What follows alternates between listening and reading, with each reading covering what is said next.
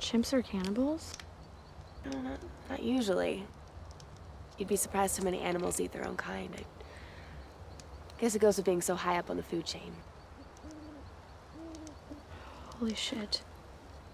I don't think I'd want to work near animals again. Not even Nigel's fake monsters. I'd rather be out here than stuck behind a desk all day.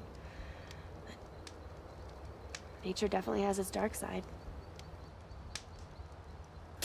So, what's the plan for tonight? A few s'mores, little kumbaya?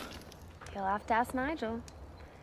Personally, I think we should take more shots at Bigfoot just in case this whole Big Papa idea doesn't work out. Yeah, like Fearless Leader has a clue.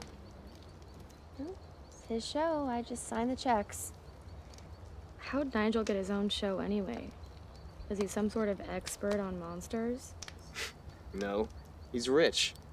Plus he got famous after surviving a plane crash. So big deal.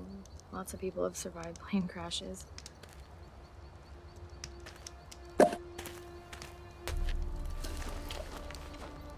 You're right. Surviving the plane crash was the easy part. But the next 6 weeks, 10 of us survived the crash. Only one of us got off that island alive.